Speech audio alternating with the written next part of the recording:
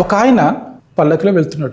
సడన్గా ఒక బ్రిటిష్ వాడు వచ్చి అతని మనుషులతో ఆపండి ఆపండి అని చెప్పేసి ఆ పల్లకిలో ఉన్న అతన్ని దించేశారు. దించడమే కాదు, కొడదామని చెప్పేసి మొదలుపెట్టారు వీళ్ళు. అతను ఒక భారతీయుడు, అదే ఒక భారతీయుడు పల్లకిలో వెళ్తాడా అని చెప్పేసి. అయితే బ్రిటిష్ అధికారి పక్కన ఉన్న అతను చెప్పాడనమాట, ఈయన ఎవరో కాదు, మన డిప్యూటీ కలెక్టర్. అంటే సాక్షాత్తు ఒక డిప్యూటీ కలెక్టర్ని అవమానపరిచారు. ఇప్పుడు తెలిసిన తర్వాత అయితే ఏంటి అంటే భారతీయుడికి పల్లకిలో ఎక్కే అధికారం లేదు అని చెప్పేసి అవమానపరుస్తారు. ఏది డిప్యూటీ కలెక్టర్ తెలిసిన తర్వాత కూడా.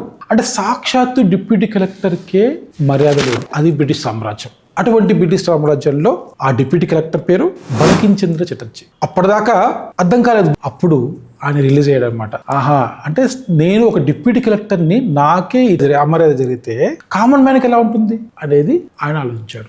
అప్పుడు వెళ్ళి కేసు పెట్టడం జరిగింది. కేసులో కూడా మళ్ళీ ఆ జడ్జి కూడా మళ్ళీ బ్రిటిష్ వాడే. సో ఆయన రాజీ కుదిర్చాడు. ఈయన ఒప్పుకోడు. మొత్తానికైతే కోర్టులో సారీ చెప్పిస్తారు ఆయన చేత, ఆ బ్రిటిష్ అధికారి చేత. కానీ ఆయన మనసులో మాత్రము ఆ జరిగిన అమర్యాద గుర్తుండిపోయింది. మనసులో అలా నాటుకుపోయింది. ఏం చేయాలి. అప్పుడే వాళ్ళు వాళ్ళ రాణిని పొగుడుతూ ఒక గేయాన్ని రద్దమని చేస్తారన్నమాట. అదే సమయంలో ఈయన వందే మాత్రం రాసుకున్నాడు. ఆ వందే మాత్రాన్ని అప్పుడు ఫేమస్ అవ్వలేదు. యాక్చువల్గా రాసిన ఎమ్మటే ఫేమస్ అవ్వలేదు. కొంతమంది చూపించాడు, కొంతమంది ఏమన్నారంటే అది బెంగాలీలో ఉంది, లేదా కొంతమంది సాంస్క్రిట్లో ఉంది. అది ఏంటంటే బెంగాలీ సాంస్క్రిట్ మిక్స్లో రాశాడు అనమాట. సో బెంగాలీలు తీసుకోలేదు, ఇటు సంస్కృత పండితులు తీసుకోలేదు. అలా కొంత టైం పట్టింది. ఆయన ఆనందమఠంలో కూడా అనే నవలలో కూడా దాన్ని ప్రచురించడం జరిగింది.